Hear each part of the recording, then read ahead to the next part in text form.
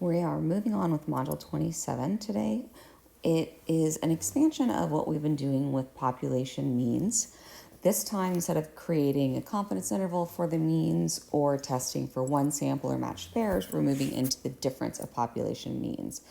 This would be a situation where I wanted to know whether the population of females at Napa Valley College had the same average age as males at Napa Valley College, or something like that, where you're comparing two different populations. We need to make sure that when we're reading these questions, we understand what type of situation we have, whether we should be doing a matched pairs problem or whether we should be doing a difference of means problems. So for example, on page 180, where we're dealing with beer and reaction time, suppose researchers studied the effect of low levels of alcohol on a driver's reaction time. And in these two different designs, we are looking at different situations. So for instance, in the beginning, researchers select a random sample of 19 drivers and assign them randomly to two treatments. 9 drivers in the treatment group each drink 2 beers. The 10 drivers assigned to the control group do not drink beer, and then their reaction times are measured. We're dealing with two different groups here. We have one group that is drinking beer and we have one group that is not drinking beer. It's not the same person drinking the beer and not drinking the beer. So this is a new type of test that we're talking about in this module where we're doing difference of means. In the second design, we have 8 drivers with 2 measurements taken for each driver. We measured before drinking and then a driver who's measured after drinking. So it's one person being measured twice. This is a hypothesis test where we're talking about a matched pairs situation.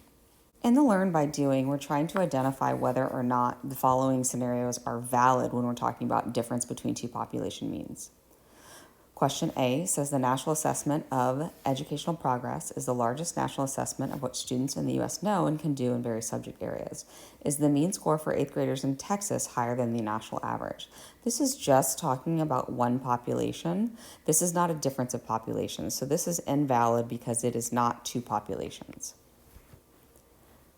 B says the mean score of the test for 8th graders in Texas compared to 8th graders in California. Those are two separate populations. This is valid for a difference of means. C says a school district uses questions from the test to assess effectiveness. Students take the test before and after the intervention to look for improvement. This is not a difference of means. This is a scenario where we're dealing with matched pairs. It's the same population that we're measuring before and after. And D says a school district compares a computerized math program to individualized tutoring for 4th graders. They use questions from this test and a pre-test and post-test design to assess improvement in math skills for 2 different groups. And this is valid. Even though you're talking about pre-test and post-test from one group, we are doing it for 2 different groups. So each group is being measured and we're comparing those two. Did I get this on page 180? A publishing company wants to test whether typing speeds differ when using word processor A versus word processor B. The typing speeds are recorded from a random sample of 25 typists using processor A and another different random sample of 25 typists using processor B. Are we talking about a matched pairs scenario where the 25 typists have a relationship, or are they independent? This is a random sample of typists for A, and then a different random sample of typists for B means that we have an independent situation. Moving on to example 3. When dating someone, what matters more to you, looks or personality? This question was the focus of a community college student's class project for an introductory student's course. She devised a 25-point scale, an answer of 1 meaning personality matters most, looks don't matter, and 25 looks matter most, personality doesn't matter. And her hypothesis is that the mean score for males and females will differ. We're talking about males and females. Those are not the same population. It's 2 different populations that we're comparing. She doesn't have an opinion about which population will have a higher mean score. Her sample results are shown below. Conduct a full hypothesis test to see if you can support her hypothesis.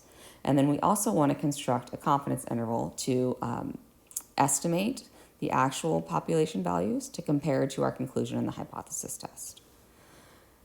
For this 2-sample t-test, which we do because we don't know the population standard deviation, we have the values for the sample mean and the sample standard error, And we need to use these values to calculate the test statistic and a p-value. And remember, when we're doing a full hypothesis test, you need to do the state plan, do conclude, following that guide that was presented for you.